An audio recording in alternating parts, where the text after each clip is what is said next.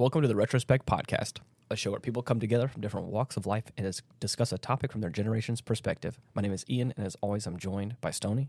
Hello. And Jason. Hello, everyone. Almost fumbled the intro there for a second. This is episode 156, if you can believe it. Hey, time flies by when you're having fun. That's right. You're right. It's crazy how long this podcast has gone on for, to think about it. We're right at, what are we, a month short? Mm-hmm. No, we're a month over. Yeah. 3 years. That's wild, dude. That's 3 years and a month because we started in August. Yeah. And this is September, so we're actually almost a month and a half, almost 2 months through. Unbelievable that this much time has passed, and I've been with you guys now for, 2 years? 2 years. The majority of it, more. Yep. Has it been more? October. Yeah. You started last week of October 2 years ago. Which means I think at this point you have been with us longer than you haven't been.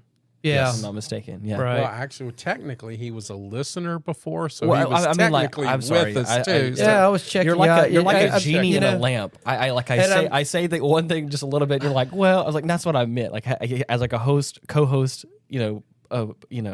shareholder of this podcast. Like there.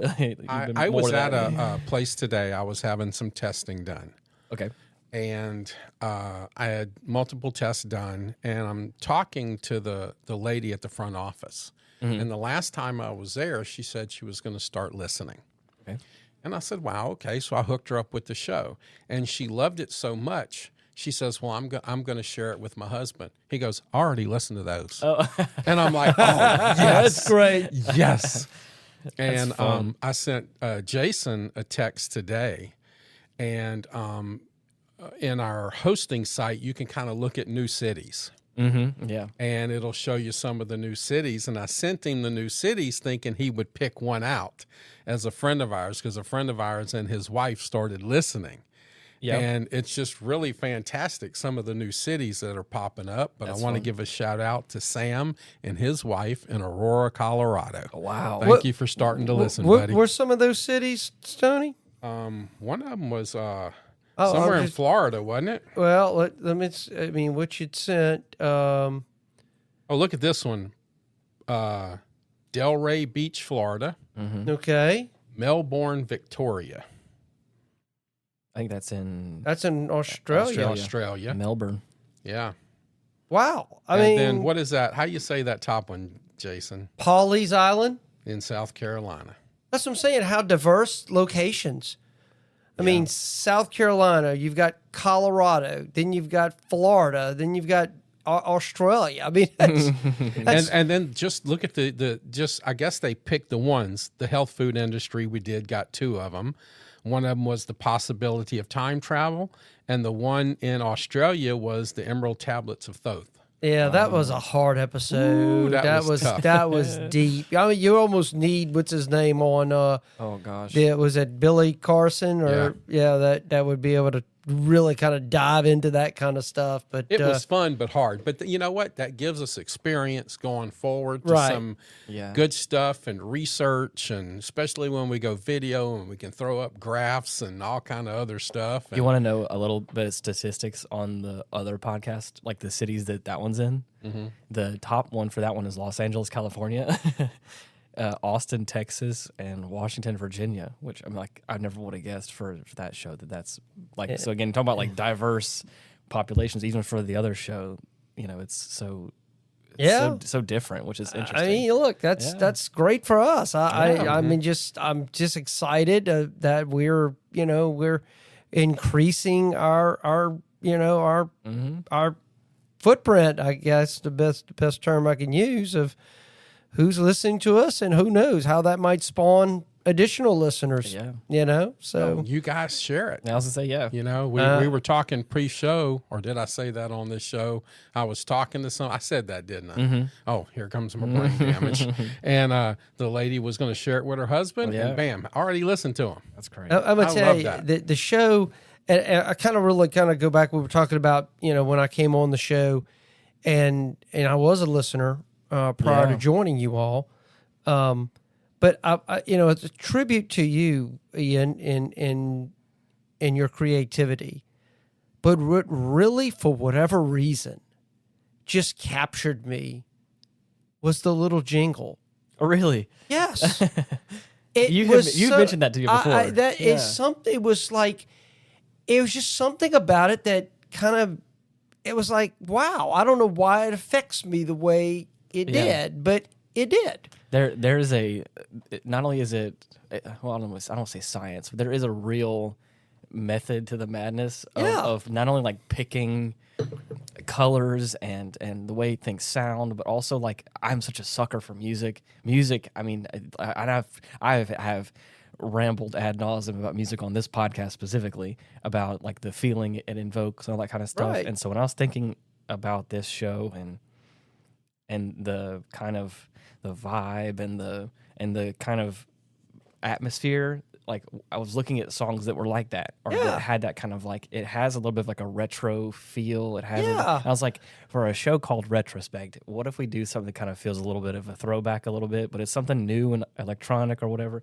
Anyway, so stumbling across that track, I was like, I like the way this one makes me feel, and it's cool to hear from other people. It does. We do hear a lot from other people that like the jingle. There's something about that song that was like, I was excited about listening to what was forthcoming. And so it's credit to you, Ian, and thank you for that. What is the top city outside of America?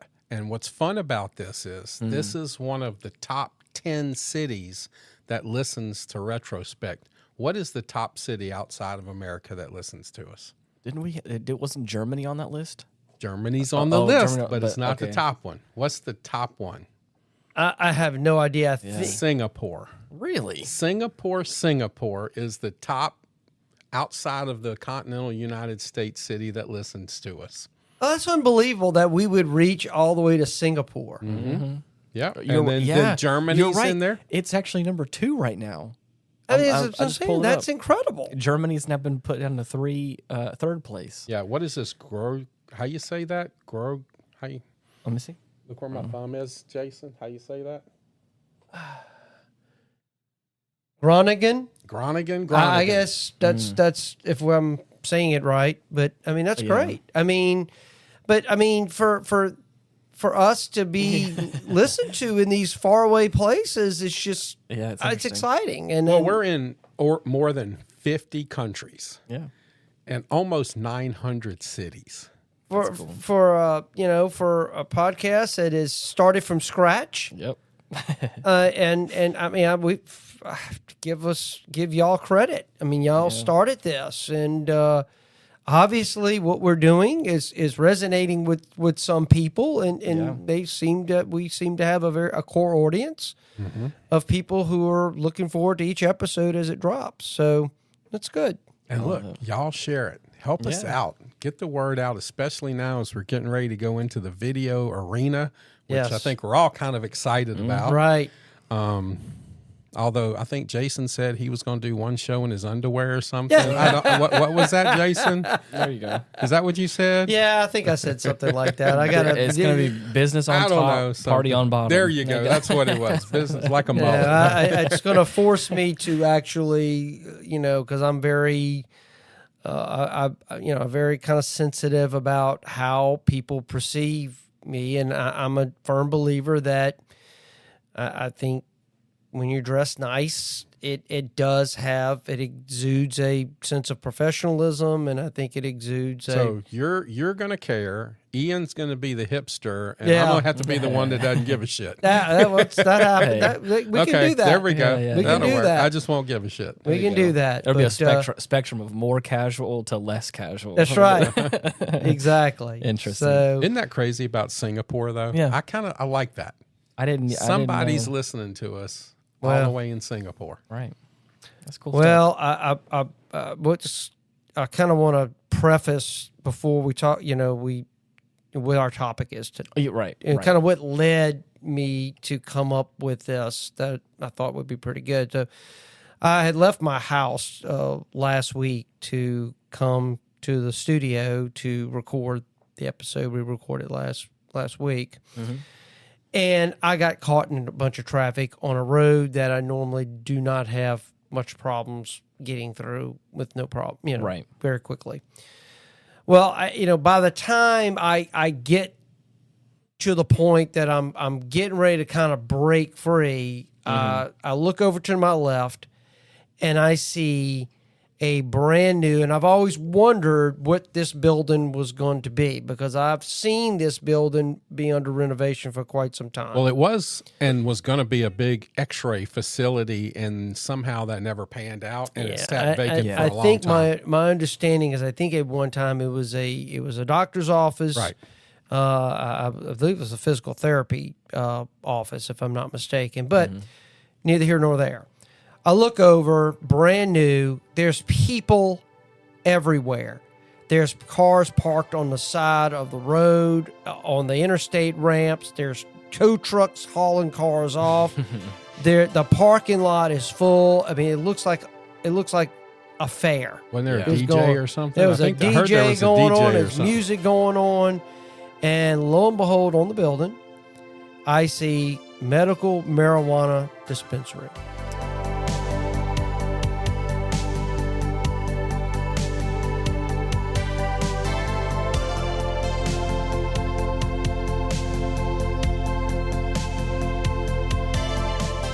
And I went, you've got to be kidding me. Really? This is what this building was going to be? So it was people everywhere. So this got me thinking that I know the whole medical marijuana thing has really been in the news a lot. Yeah. And there's an increasing acceptance of the use of marijuana as well as other substances that are considered illegal by the United States Code. Well, I'm going to touch on why it's illegal. Well, we're going to touch on that but too. Right now, it's still marijuana is still a Schedule I, which is kind of ridiculous. Drug. So way beyond ridiculous. Yeah. So it's that's just where we're at. But there's a lot of states that have kind of gone the medical marijuana route, and so I thought this would be a great episode to talk about because a lot of people are talking about it. And obviously there's a lot of businesses out there that are starting to take advantage of the changing landscape and the new laws that have been passed to deliver this product to people that need it. So this is our episode. You know, hemp, cannabis has been around a long time.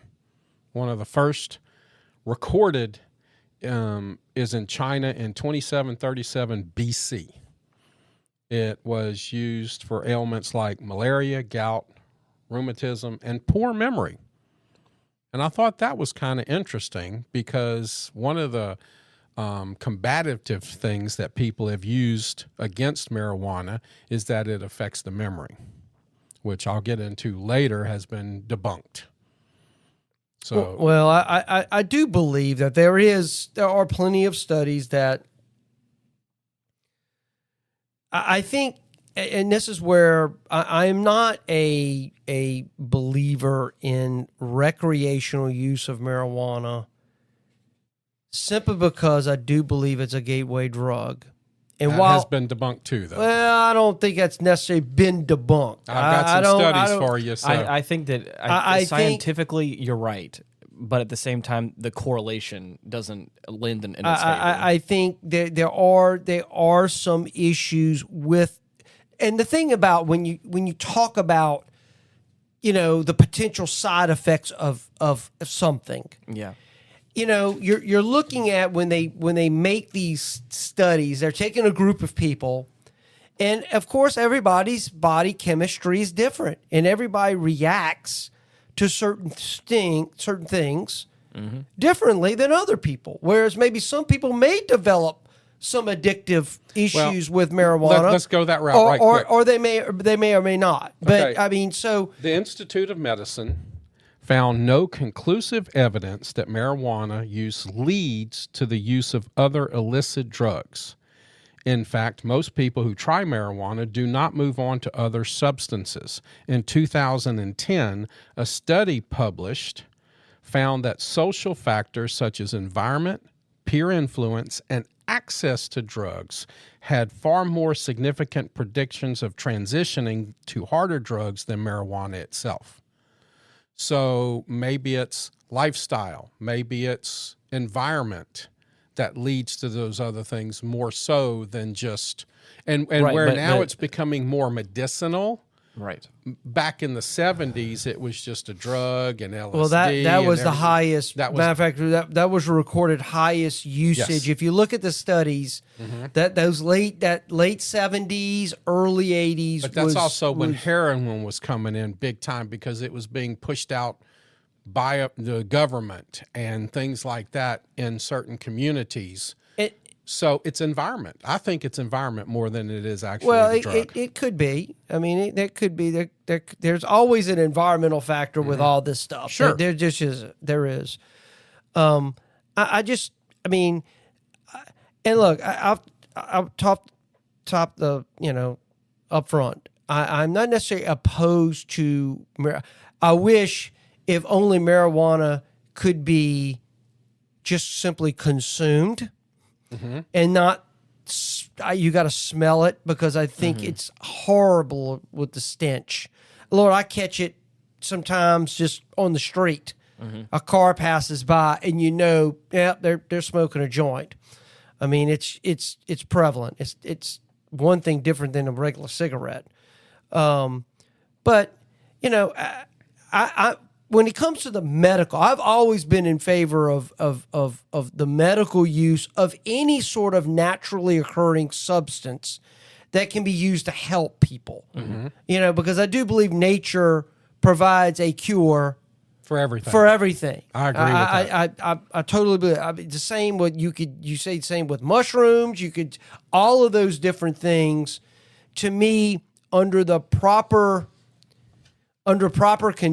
kind of environmental conditions, I'm not opposed to any of that. Right. I'm not. And that's what I was saying a second ago about the whole marijuana not having the right correlation of it all. Like now that it's becoming more medical, you're right. I think we're tiptoeing further away from it being a gateway. But again, even in like whenever I was a teenager, like there was no such thing as legalized marijuana. Right. So like again, like so the way to get it, I never partook in it, but the way that people would get marijuana was in those, like what you just read off that paper about being atmosphere, about being all that kind of stuff, and that's what the problem is because it's considered a Schedule 1. Well, as of last year, the surveys basically 70% of all U.S. adults now believe that marijuana should be legalized. And you know what the biggest group of that coming into it is? You're going to think it's the young people. It's older people. It's the boomers. It's older people. It's my age group who are now hurting, who see the horrible effects of the opioids, who want more of a more simple, less side effect, addictive thing than the opioids. They're looking at cannabis to do that. Who is the biggest opponent of marijuana in recent history? I have no idea. J.D. Rockefeller. I haven't really been a big supporter of marijuana. I still you think said that before. Right. I've heard you say that. Yeah. I will say so that way everyone's on the same page here. Schedule 1 drugs are substances and chemicals that are defined as drugs with no current accepted medical use and a high potential for abuse. Examples of other Schedule 1s are heroin, LSD, ecstasy, meth, and peyote. Or like but see, think about that. And I do agree that I don't think marijuana should be considered Schedule 1 because that's putting it in. It's lumping in it with. Here's the thing, and this is the direction I'm going in, and I'm going to kind of force this issue. J.D. Rockefeller was the biggest opponent to it for 2 reasons. One, what else does hemp do? Well, are we talking about hemp or are we talking about like smoking? You have to kind of look at it in both because in the early 1900s, when he started fighting against it, he was doing 2 things, petroleum, and he started the big pharmas. Okay? So this was a natural thing that could do 2 things. You can use it for fuel, and it grew faster, and you didn't have to do fossil fuels and oil, which was his biggest thing. But he also wanted the oil and the petroleum-based chemicals in our food sources and things. And now all of our medicines are petroleum-based.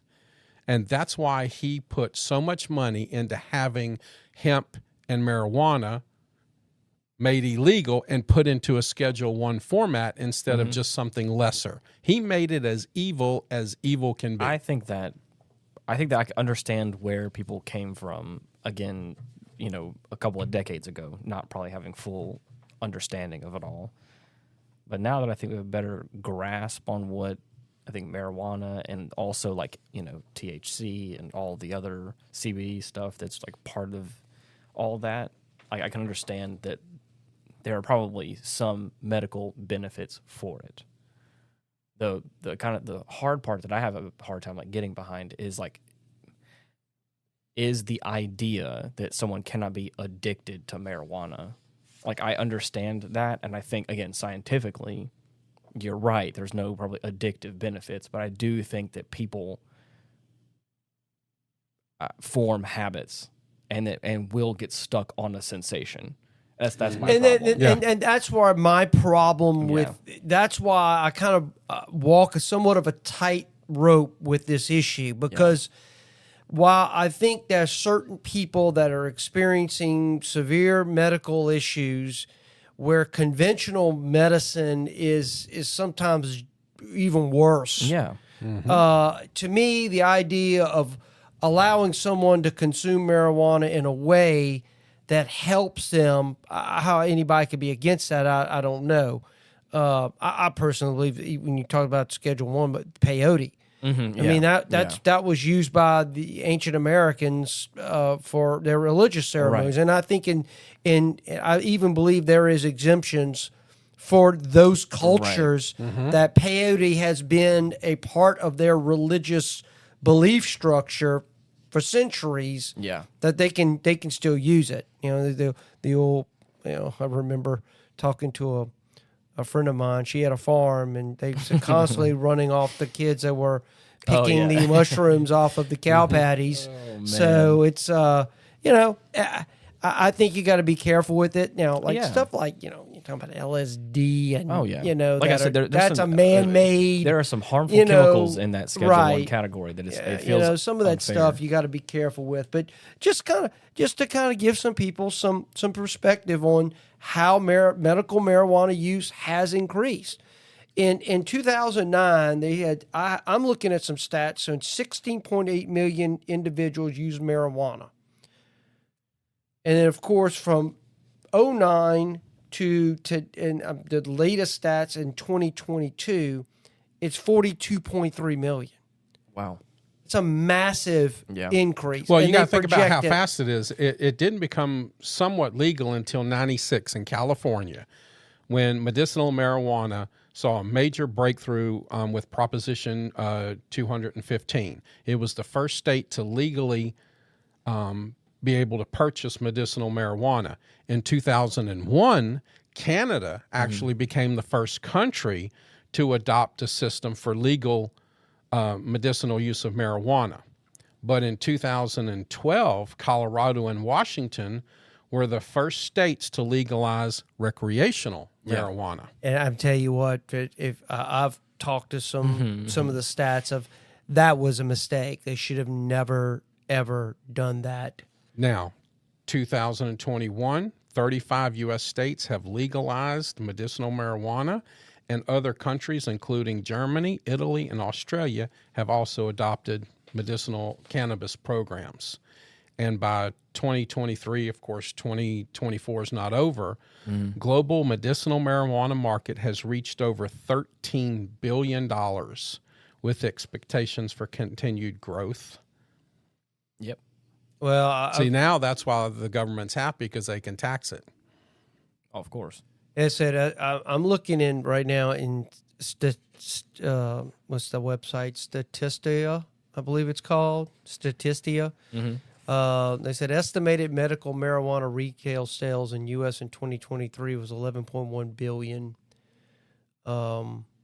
They say projected U.S. medical and recreational marijuana consumer market in 2024 was 37.3 billion. And the number of cannabis businesses in the U.S. as of, and this is 2017, was 28,000. Now, that's probably gone up since then.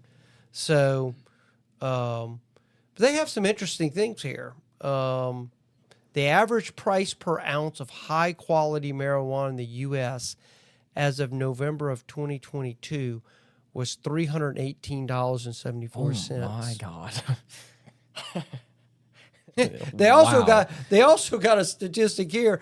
Average high-quality marijuana price per gram in New Orleans, Wow. as of March of 2024, was $100. Wow. They got it down to the location. Yeah. Location and time frame. That's Average Well, item. what they say about business, what's the most important thing? yeah. Location, Yeah. location. They say average item price of cannabis products in California 2018 to 2019 was $30.90. Well, it's products, gummies, yeah. edibles, vapes, et cetera, et cetera. And look, I mean, we're talking about percentages of people that kind of want to legalize this or kind of make it a little bit more mainstream. They said the number of Iraq and Afghanistan veterans that support the legalization of medical marijuana in 2021 was at 82%.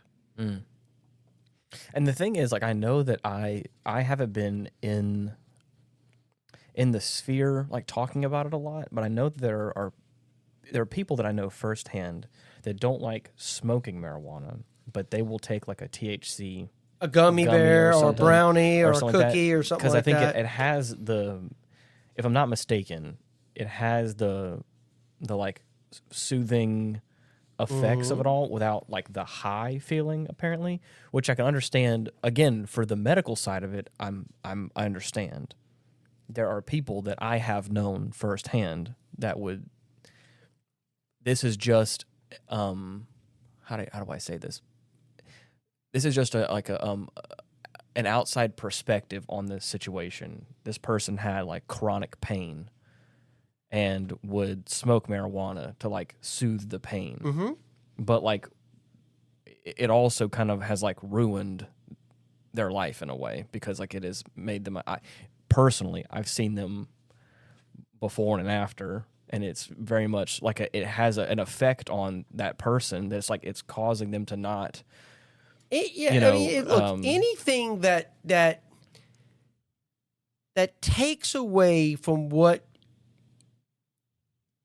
your human body is meant to work. It's not meant to work with all this extra stuff coming in.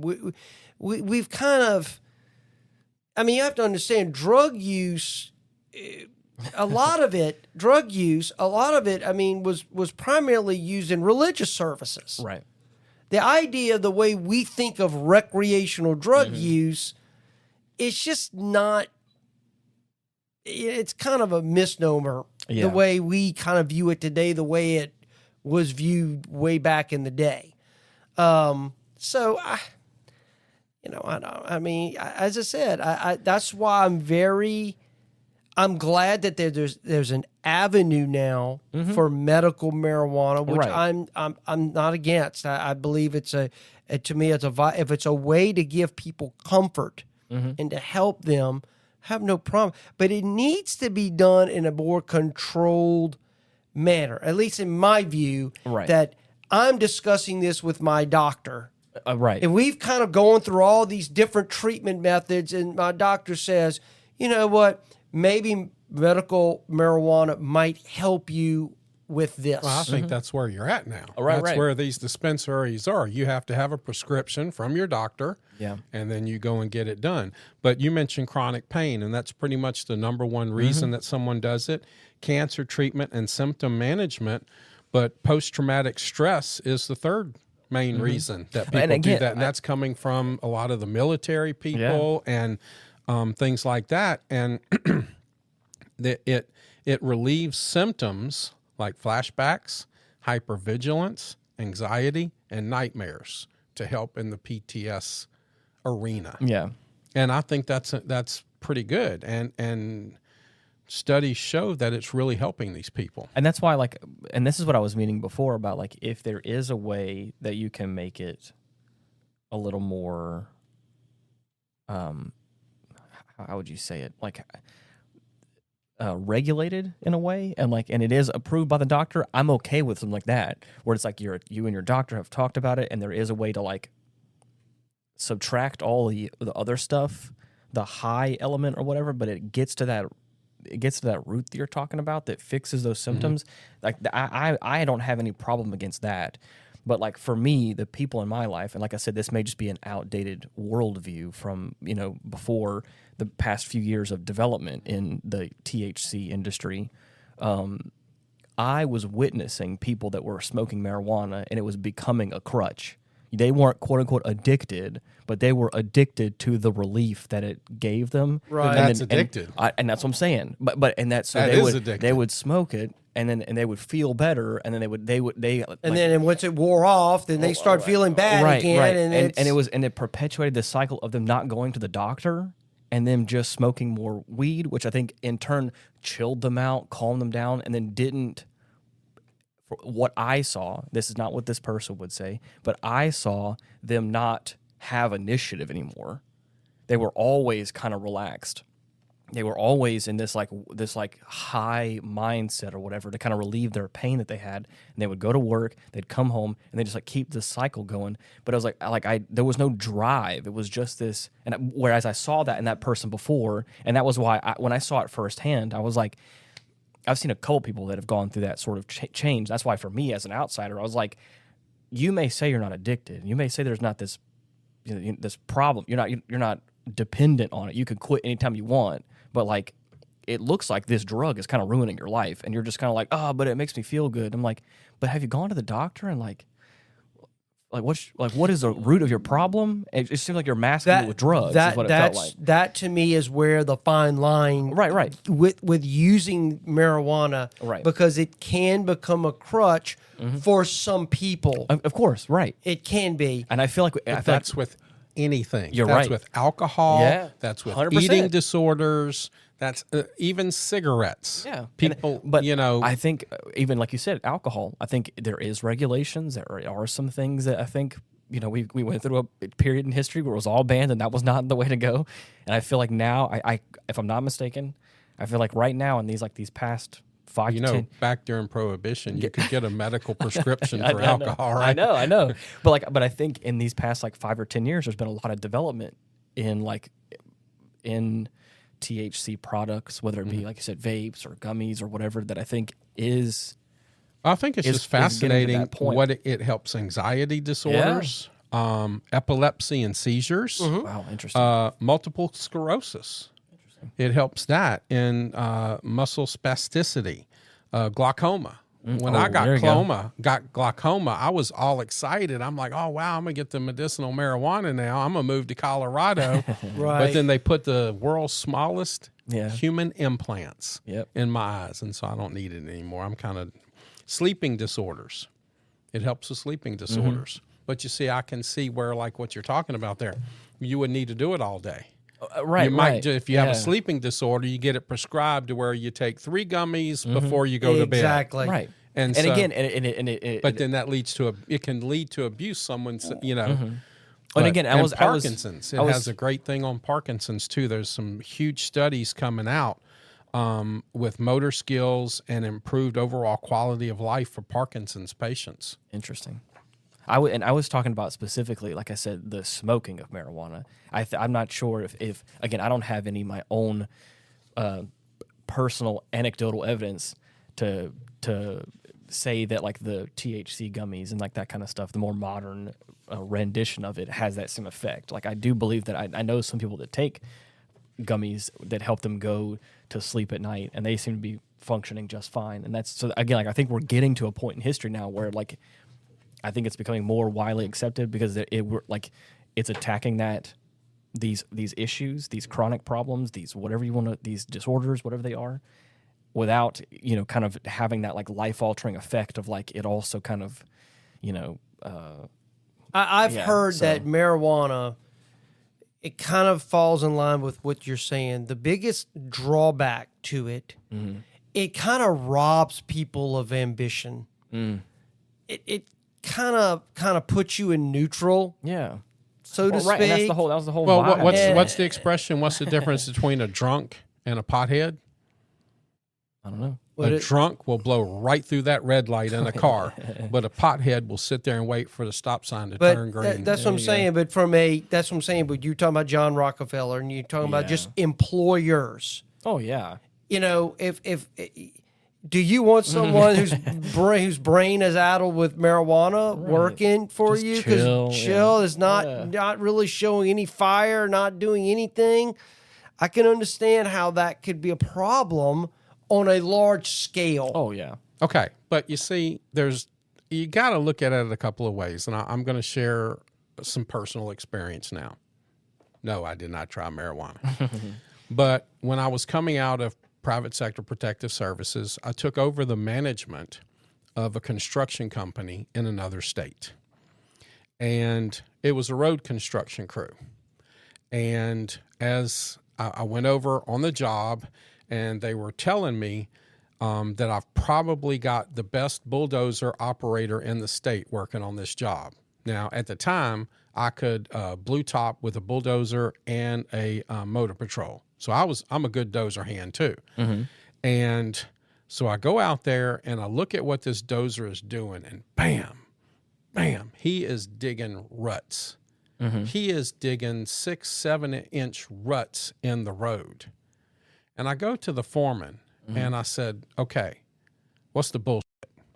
I was told this was the best dozer hand in the state of Florida. Is this why we're behind on this job? Is this why I was brought in? Because I was brought in as a hammer. I was leaving that world. One of the Italian guys that I knew said, hey, go fix this for me. And so they said, well, no, there may be a problem. So I said, you need to go talk to him and you need to get this corrected. So I go back in about an hour. Bam, he's still digging ruts. So I go back to the foreman. I call him into the general foreman's, and I say, okay, what's going on? And they said, look, Mr. Stoney, we're sorry. We didn't know how you feel about this thing here, but there's a situation. And I says, okay, tell me what the situation is.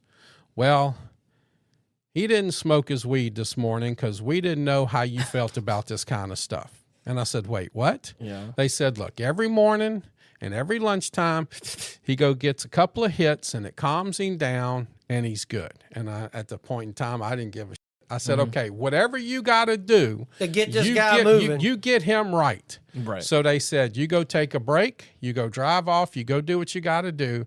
And within about 20 minutes, he stopped digging ruts. And after about 40 minutes, you could have played marbles on his dirt. He was so good. But that was his thing. He had to get his little hit in, and he was fine.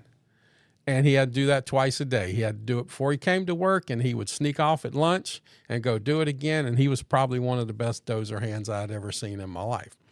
So it does help people. Right. I do believe that. But it's got to be right. Mm-hmm. But I wonder on a lot of times if these people weren't already predisposed to having a lackluster life. Mm. Okay, how much ambition did this cat actually have before? Did he talk a game or did he play the game? Right. And so that's kind of what I have to, think about on this kind of stuff too, because I saw firsthand it helps people. Just to clarify something, I may have been misrepresenting something, and I want to just say it here. Because to be honest, I don't think I knew the difference until I looked this up, is that out of the two, CBD and THC, CBD is the stuff that I think is incorporated with like the medical benefits. And it doesn't have any of the psychoactive effects, whereas THC has that high effect of the psychoactive kind of stuff. I think I was saying THC whenever I was meaning the other, so I'm wanted to clarify that, is that THC is the more stuff I'm talking about in weed that like gives you that like psychoactive high effect. Exactly. Well, according to the CDC, and it's I'm looking at some stuff here that I pulled. They say recent research estimated that approximately 3 in 10 people who use cannabis have a cannabis use disorder. So that's kind of talking about what you're talking about, people who become the crutch. Yeah. Cannabis use directly affects parts of the brain responsible for memory, learning, attention, decision-making, coordination, emotion, and reaction time. So that's how that kind of relaxed feel that you see people get when they smoke weed. But that's been proven to be a very short-term thing. That's not a long-term thing. That's the same thing as if you're drinking alcohol. That's the same thing if you're doing other things. You have a short-term memory problem. You have a short-term reaction problem. But just like it's the same exact thing. If you're on your cell phone driving your car, you're going to have the same reaction times. As I said, the studies are showing that infants, children, and teens who still have a developing brain are especially susceptible to the adverse effects of cannabis.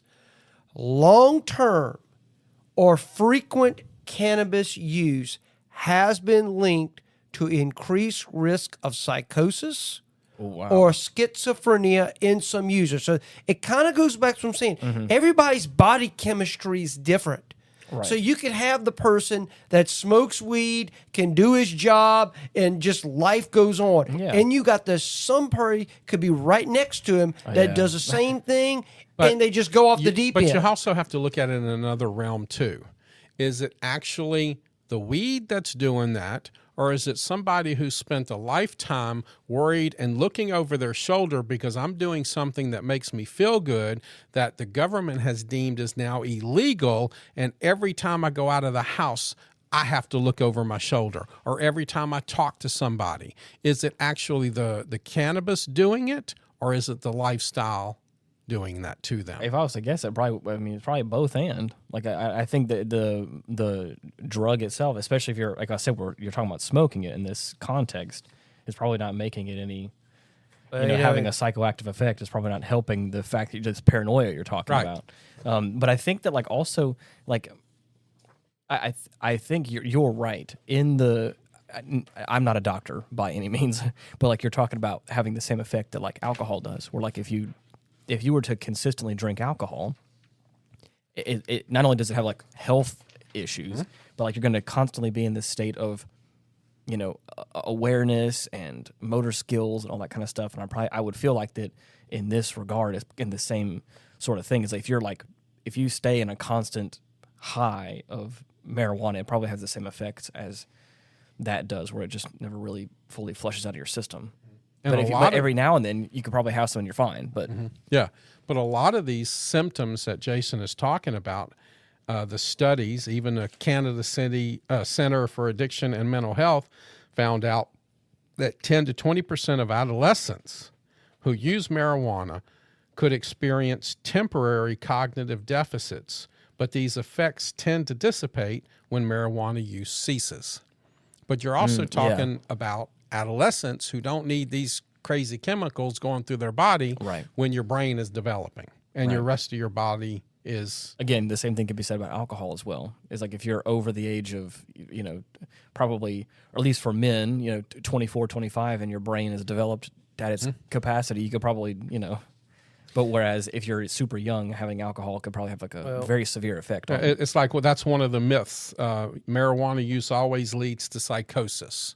Right. And that's kind of been busted. The excessive use of high THC cannabis in susceptible individuals, again. Right, you're already putting something into this individual that is not the drug. They're already susceptible. Now you're putting that may increase the risk of psychosis. Well, see, that's the problem, though. So it's not the actual drug; it's the person. Well, but the thing is, that's what I'm saying. The drug reacts differently in different people because everybody's body chemistry is different, just like any type of medicine.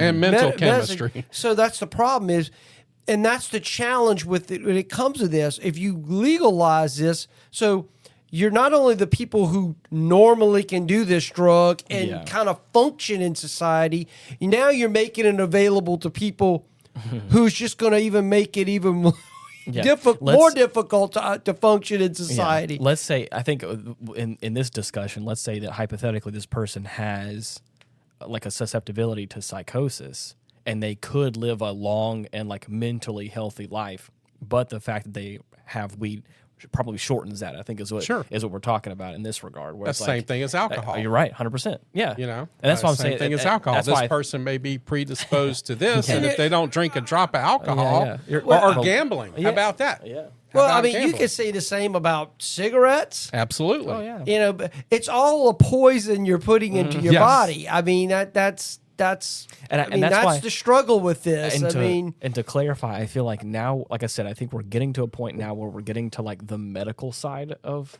cannabis, where it's like there is this whole CBD. Like, again, for me, it feels like it's been the past, 5 to 10 years is what I've seen this like explosion, because I think there's been more acceptance, there's been more study, there's been a lot of stuff going on. And I think it's super cool to see that like we're separating it from, for me in my mind, we're separating it from the drug of the past. Like weed, especially for me growing up in the late 90s, early 2000s, like, there were so many like anti-weed campaigns and like all that kind of stuff. Same thing with alcohol and everything you can imagine.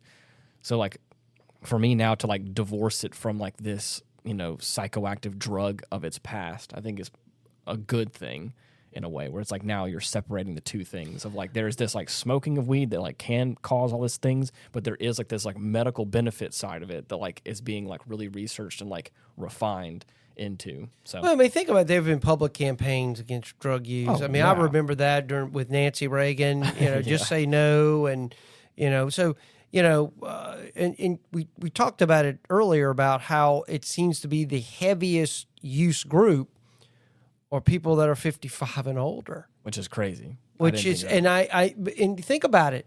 That was a generation of people that was before the don't say. Yeah. Before all these movements started to kind of curtail the use of drugs. You could say the same thing about MAD. Oh, yeah. With drinking. Yep. The views on booze changed also to a degree. So I think younger people still in the back of their mind have these influences of say no to drugs. Drugs are bad. Whereas older people, when they were growing up, you didn't really hear about that. They really didn't. There was no organized campaign. Matter of fact, at one time, you look at the old campaigns for cigarettes. Oh, yeah. Think crazy. About how that was done. It was, we want you to smoke. Everybody had a cigarette. It was on TV. It was in every movie. It was, But, I was looking at, some breakdowns of Can I throw something out right quick for you? Because we're right in this. In 2017, a study, the Frontiers in Psychology, found no significant link between long-term cannabis use and reduced motivation.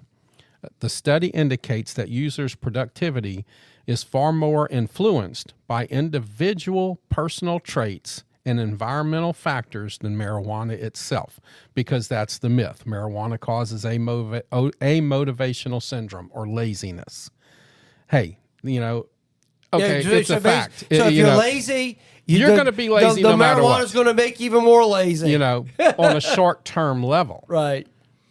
Excessive recreational use may provide temporary reduction in motivation. There is no evidence supporting a long-term, irreversible amotivational syndrome resulting from moderate or medicinal cannabis use. The stereotype of the lazy, unmotivated cannabis user is largely a cultural myth. Interesting. But again, it comes to the point. I think it all comes to the person, yeah. The person, yes. But that's with gambling, alcohol, 100%. Yeah. It's all vices. That's what it feels but like. this is where I think Jason's going.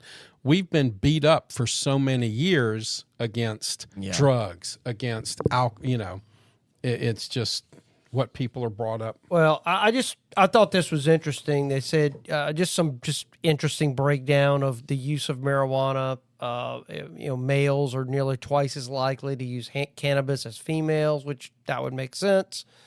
Black Americans use cannabis at a higher rate, the highest rate among major ethnic groups at 10.7%, followed by whites at 8.4%, Hispanics at 7.2%. Use is also more common among lower income Americans and those without college degrees.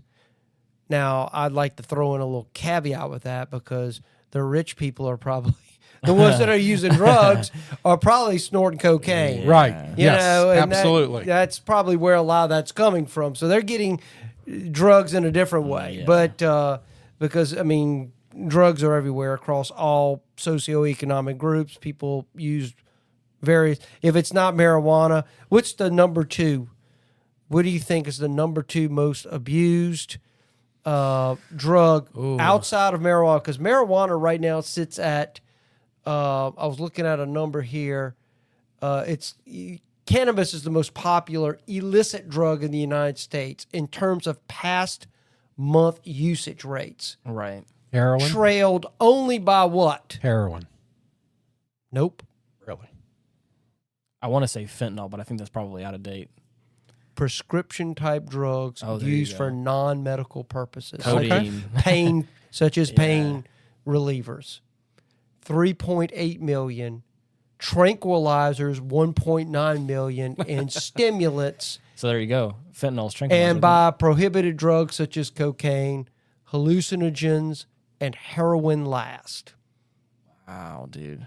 So I will say like that. Yeah, let's see that study in the 70s. Oh, yeah. well, for whatever reason, it did reach a height in the 70s, but well, I think a lot of, at least in my mind, like even as like whenever I was in high school, I had a bunch of friends that were like, yeah, I'd try this, I'd try that, but like even in like my circles, people were like, I will never try heroin, because like that even then that was like, I think even still today from people is that everyone talks about the fact they're like, because it's like the drug, at least from what I've heard and what I know of it, is like it's that like once you start you can't stop kind of thing, or that's what people say. And but it's fun like, fact for that is the addiction to electronics has been classified exactly as the same as a heroin addiction.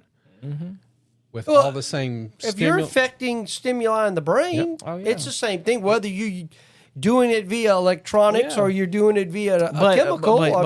But one is definitely cleaner and prettier, right. Like instead of your skin's all mottled and things are not physically you're deteriorating pretty poorly on heroin, whereas with electronics it's a lot more easier to swallow and go, oh, it's not an addiction. You're like, yeah, I mean, it is, though.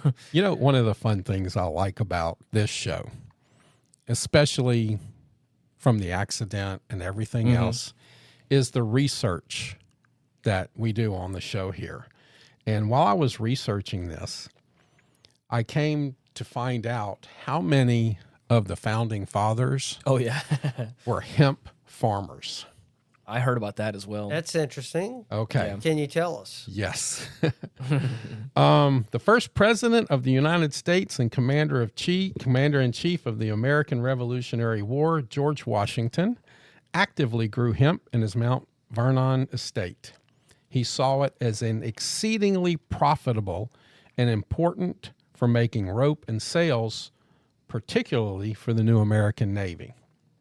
Wow. Thomas Jefferson, third president.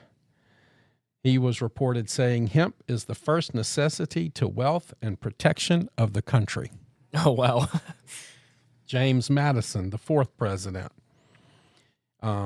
He also cultivated the crop. Benjamin Franklin was a huge partaker and grower of the crop. Wow. And a lot of people don't realize this, that the Declaration of Independence is written on hemp paper. Interesting. And John Adams, who was the second president, lawyer and political philosopher, promoted the use of hemp as a resource for making sails, rigging for ships, which were crucial for the American economy and national defense. So our country was started on tobacco. Yep. Oh, yeah. Tobacco for hemp, sure. And stuff. I mean, in the 18th and 19th centuries, hemp was a vital crop. Well, yeah, because it was used in a lot of other clothing. things. There is a sweater made in the Revolutionary time that looks brand new today, made out of hemp yarn. Yeah. Textiles, paper, sails for merchant ships in the Navy. The founding fathers encouraged its cultivation. I mean, they were like, hey, we can make money on this. We can do a lot.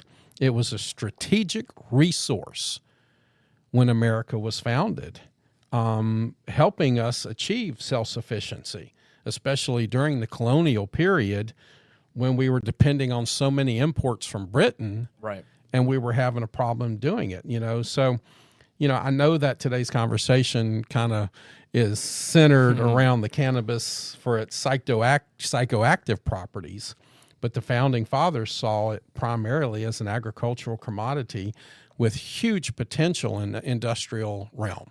Right. I just think that was fascinating to kind of run into some of the stuff on my research that I was doing. And it's interesting how, that's cool to hear, because it's interesting for me because it shows how the regulation and the kind of demonization of a product can shift over the years of something that is so. And that's why I wanted to bring accepted. it up, because like I said, in the late 18 and early 1900s, it was demonized, but it helped found this country. It helped win the war. Yep. Well, a lot of people, when you tell them about this drug, there's a reason why a lot of these drugs, including marijuana, became illegal. Yeah, because J.D. Rockefeller wanted them illegal. Well, I wouldn't say J.D. Rockefeller wanted, heroin or cocaine or, we all know cocaine was in the original Coca-Cola formula. But, people saw the devastating effects of some of these, of what it did to people. Well, I agree in some of those instances, but Rockefeller and some other people saw the devastating effects that it would be on the medicinal, the pharmaceutical, and the petroleum industries. Because when you look at hemp-based plastics versus petroleum-based plastics, hemp wins hand down. When you look at hemp biofuel versus petroleum fuel, hemp wins hands down. It beats it. What do you mean it beats it? In sustainability. Okay? Plastics, petroleum-based plastics can take between 450 to 1,000 years to decompose. If a biodegradable hemp plastic can take as little as 3 to 6 months under the conditions to decompose. So when you look at it, just in how much the carbon emissions and things like that to make these things, it comes down. Even BMW has started making hemp-based plastics in its cars to help reduce vehicle weight and improve fuel efficiency. This is taken off. It's like we talk about on the show. Everything has a pendulum.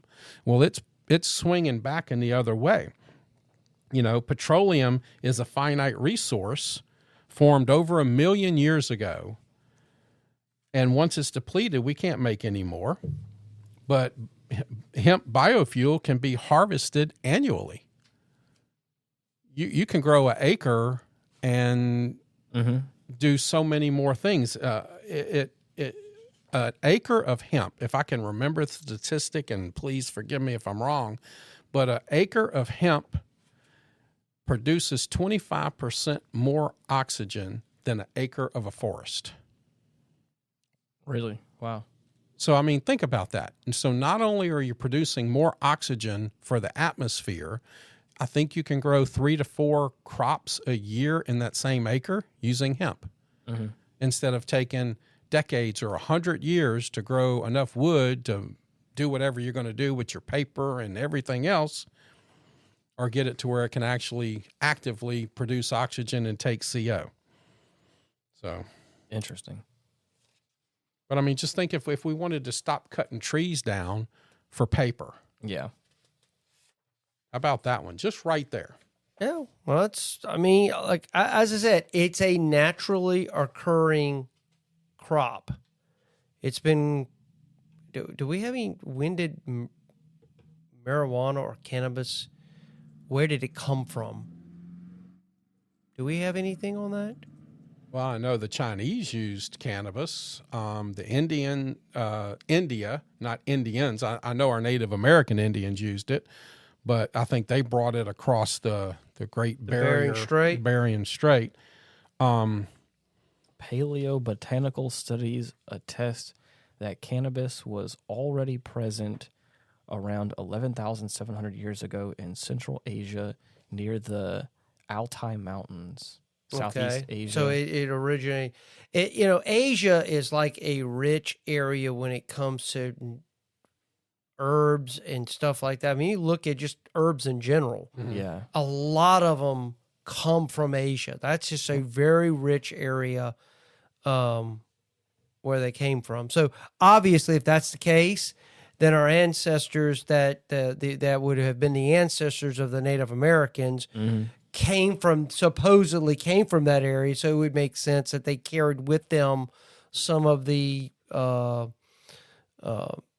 some of those plants. Oh, I did have the statistic, Ian. I'm sorry. Oxygen production. 1 acre of hemp can produce 25% more oxygen than an acre of a forest. The significant difference is hemp's fast growth cycle. It also can absorb CO2 from the atmosphere faster than the trees. Growing 1 acre of hemp for a single season, which could be 4 to 5 months, can sequester up to 1.63 tons of CO2 from the atmosphere. In comparison, a forest could typically require decades to provide similar levels of oxygen production due to the slower growth rates. Right. That's interesting. Well, I was looking at this article I pulled out of the Journal of Cannabis Research, and this was dated in September of 2020. They surveyed 61,379 patients that were included in this study. They said the average age of patients was 45.5, 54.8% were male, and the majority were Caucasian, 87.5%. Female patients were significantly older than males, 47 compared to 44. Most patients reported cannabis experience prior to seeking medical certification. That was 66%. The top 3 mutually exclusive primary medical conditions reported were unspecified chronic pain at 38.8%, anxiety at 13.5%, and post-traumatic stress disorder at 8.4%. The number of comorbid conditions reported was 2.7, of which anxiety was the most common. Females reported significantly more comorbid conditions than males, 3.1 compared to 2.3. This study highlighted the range and number of conditions for which patients in the U.S. seek medical cannabis. Rigorous clinical trials investigated the use of medical cannabis to treat pain conditions, anxiety, insomnia, depression, PTSD. It would benefit a large number of patients, many of whom use medical cannabis to treat multiple conditions. So, do y'all know what state has the most medical marijuana dispensaries? Either Colorado, Washington, or California. Oklahoma. What? Get out. No. By 2000, this was 2021, so it's not that long ago. 2,306, and Colorado was next at 825. Wait. Wow. What was 2,000? 2,000.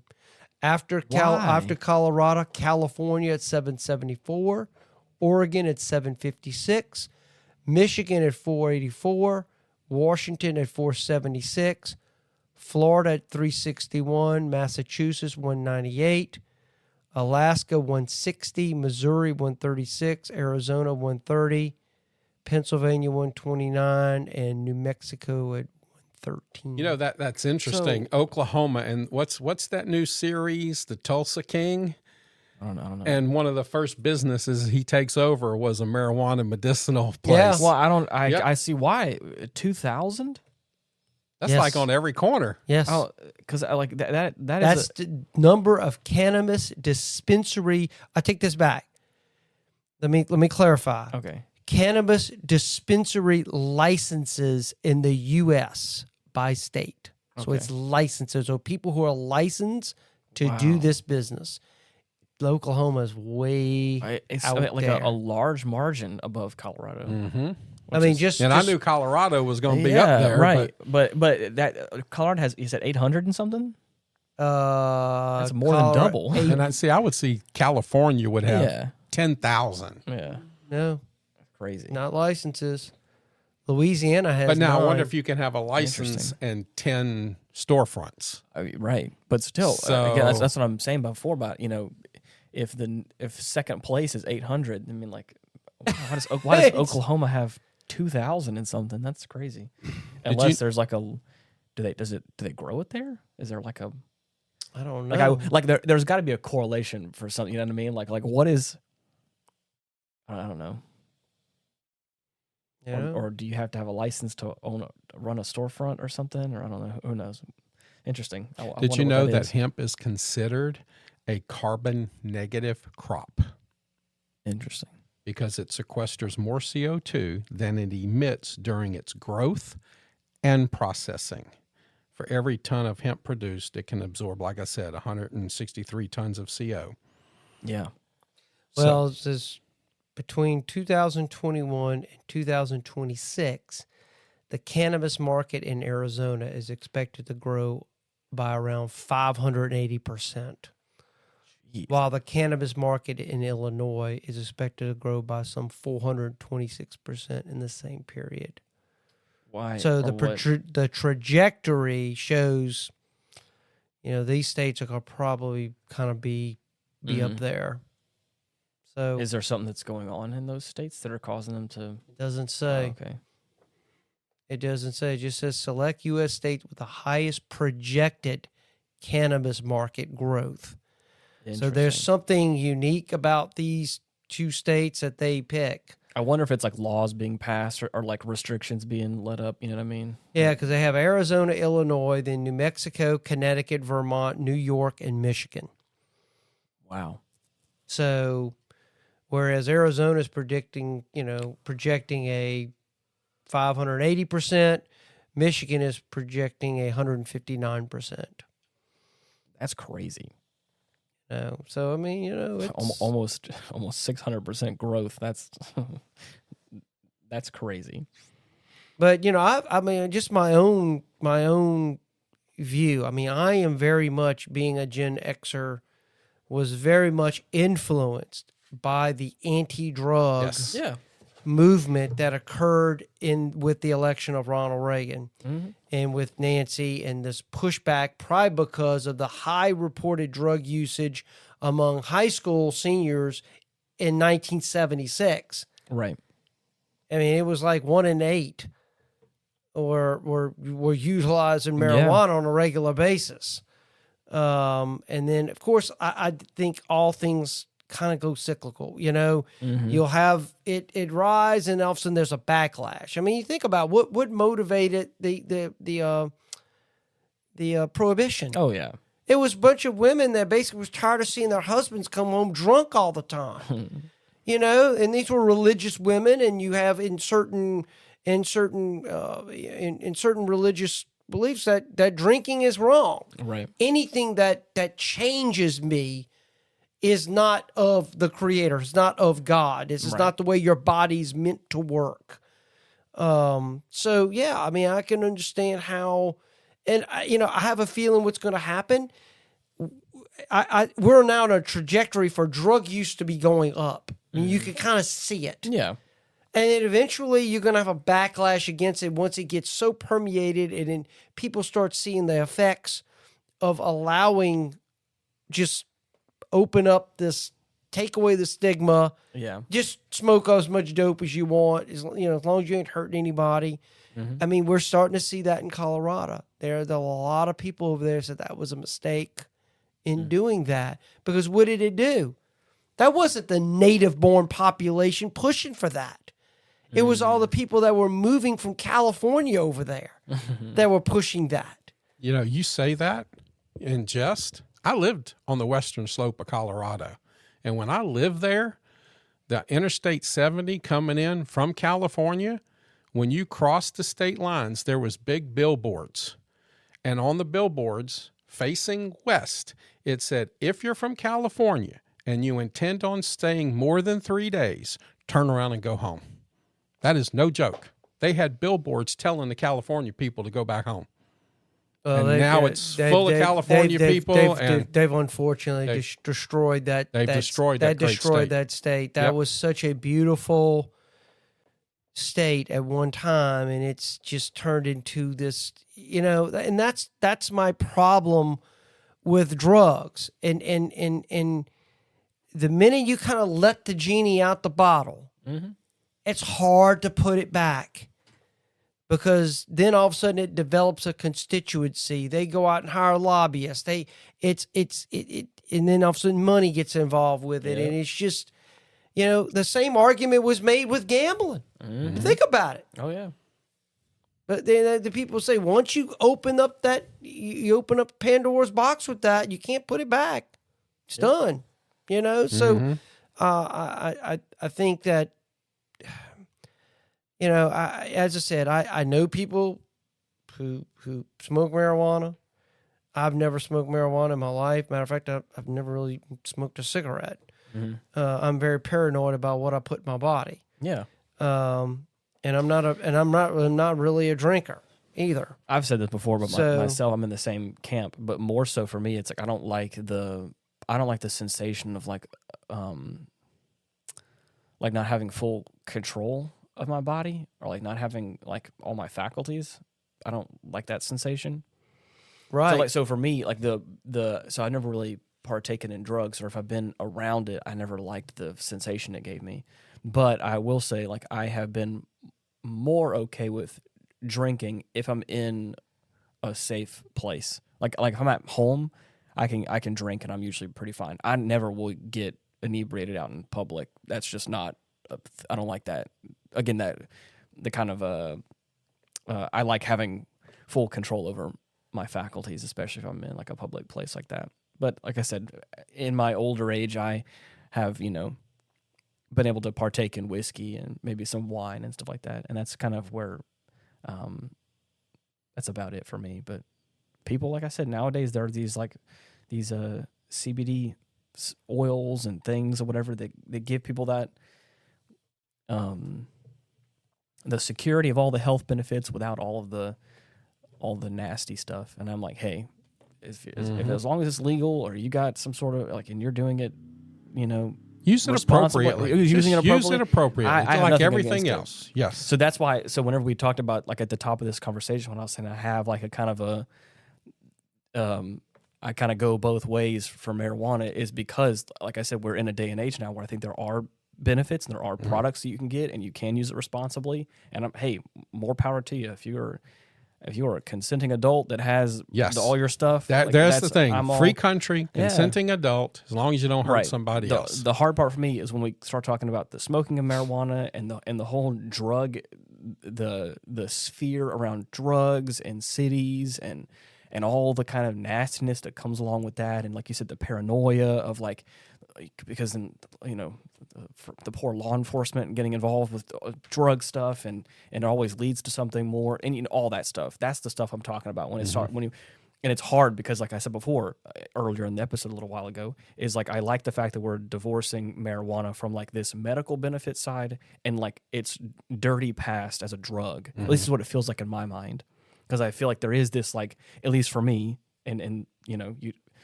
Jason talked about the fact, being raised in a time where it was kind of being really demonized, and there's a lot of campaigns, even for myself. There's a lot of campaigns I was witnessed or privy to that were like, marijuana is bad and all that kind of stuff. It's like I know the history that it's had and the context that it's brought up in, all that stuff.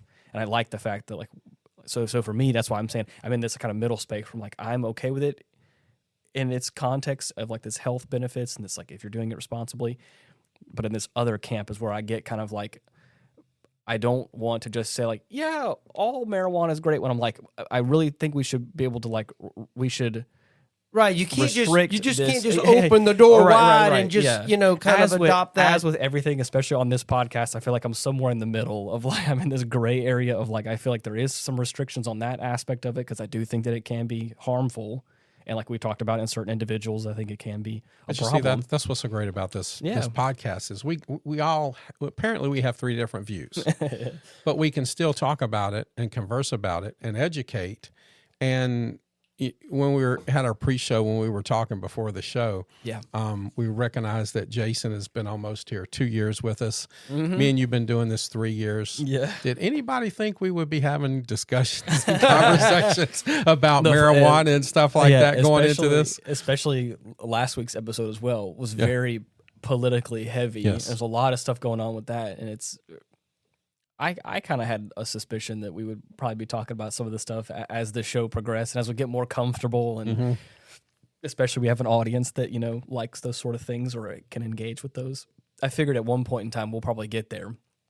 Well, we're there. Hello, we're there. If you would have told me probably 2-3 years ago that we were talking about medical marijuana and assassination attempts on the former president, I'd be like, nah, that's not true. There's no way. And here we are. So. Anyways. Yeah, they say liberal, younger, less religious are the most supportive about the legalization of marijuana. Makes sense. And the groups that are most opposed to it are regular churchgoers and political conservatives. Interesting. Yep. Oh, I'm sorry. I'm a churchgoer and a political conservative. But well, there's some statistics on it. It's just simply the majority. If you poll the people generally, if I kind of fit into this, then probably my ideas are. And that kind of goes back to a little bit of the idea that God made my body not to have things put into it to. And I think that's where that comes from. But, you're right. And now there's a huge study that came out and says you should not be giving your children Rice Krispies. Uh-oh. No, I'm serious. Do you know why? No. Because now every time I move, I snap, crackle, and pop. Stop it. Get out. I thought you were going to say something about carcinogens or something. But it's serious. Everything within reason, I think, is important. And we need to remember that. Everything within reason. Yeah. The time you watch on TV, everything can be bad. Right. Everything has benefits and everything has negatives. And we just need to be responsible in what we do with that. And there's going to be some people that do it responsibly. Right. And there's going to be some people that are going to take advantage of it and misuse it. Right. And in that study that you're talking about, I wonder how that question was posed. Yes. Because I was saying especially... and to who? Right. Because I feel like especially, like I said, if that question was posed to me about the smoking of marijuana, I would say, I'm not super good about it. But if we're talking about it from like I said, the more regulated portion of it, the medical side of things, like all that kind of stuff, and it's all in this like safe space that, is monitored and is responsible. Like I said, so even though I may lean more on that, like I am a church-going, more conservative man, I like I said, if it was just posed, how do you feel about smoking weed? I probably would have been no, thank you. Like I don't think that's good, but I do believe there probably is benefits that we can move in that direction for. So I'm just curious about that as well, about how that is all framed. Well, I'm looking at a site called EarthMed, and they have the title is Generational Opinions About Weed. There you go.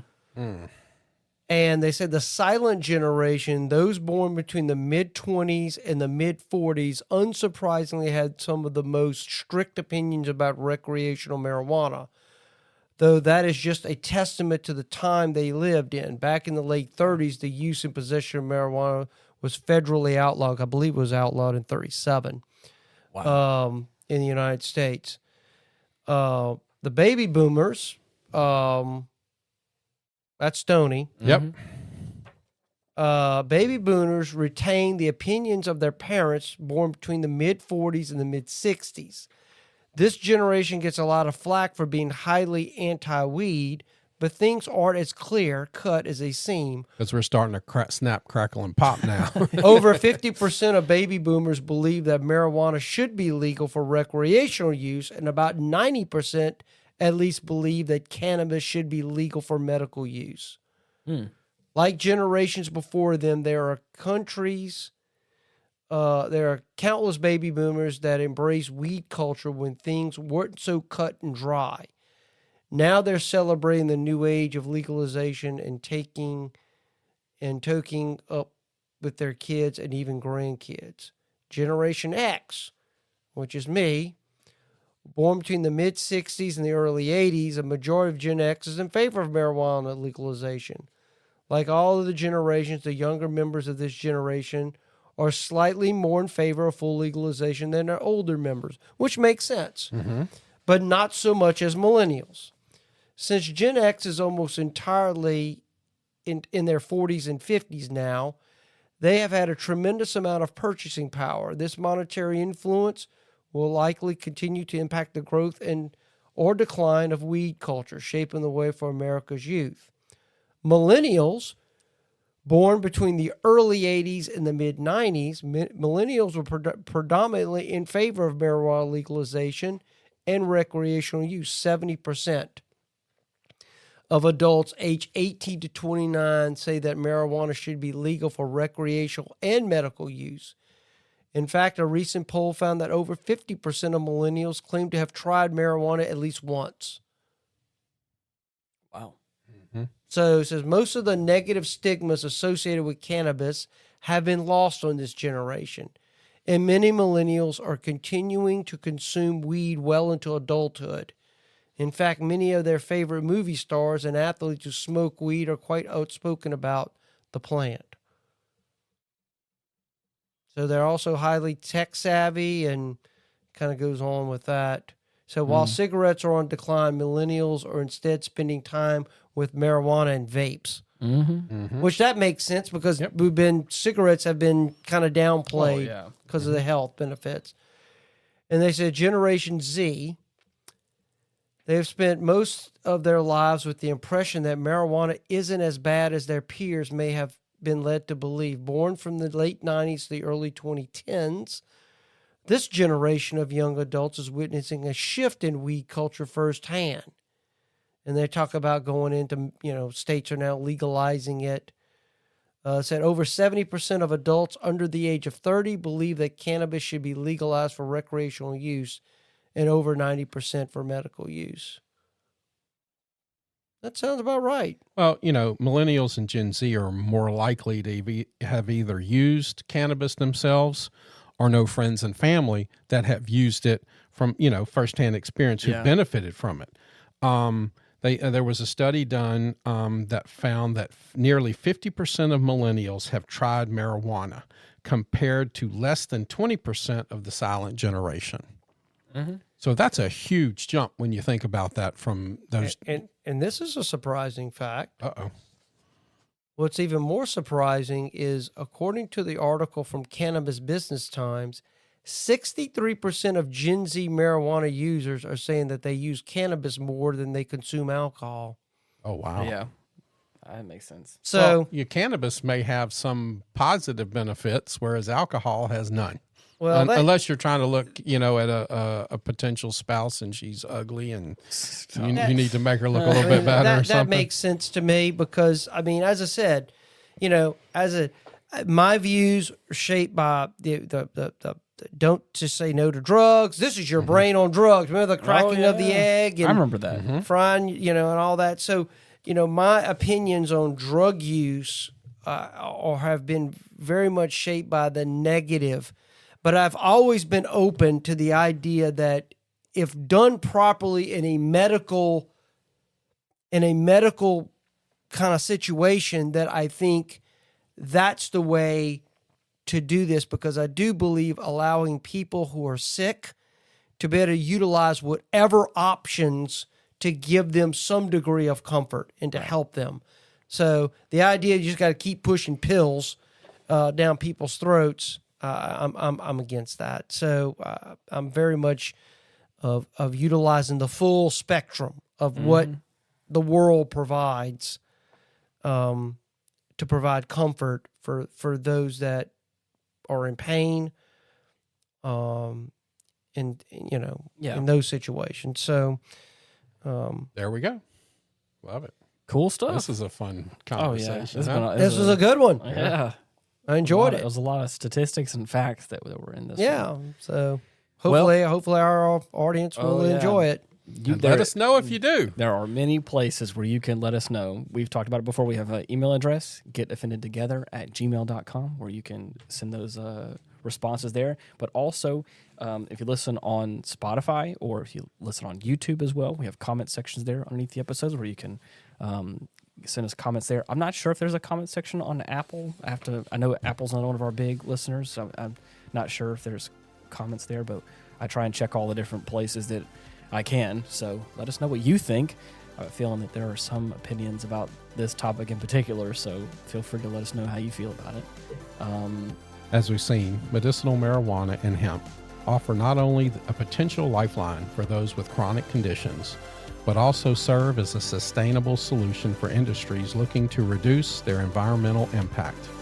With deep roots in American history and a promising future in modern medicine and agriculture, cannabis is helping shape a more resilient and healthy world. Thank you for joining us in this eye-opening discussion, and remember, staying informed is the first step toward understanding these evolving topics. And until next week, thank you so much for listening. Bye-bye. Goodbye, everyone. God bless. Thanks for joining us today. You're the best. Peace.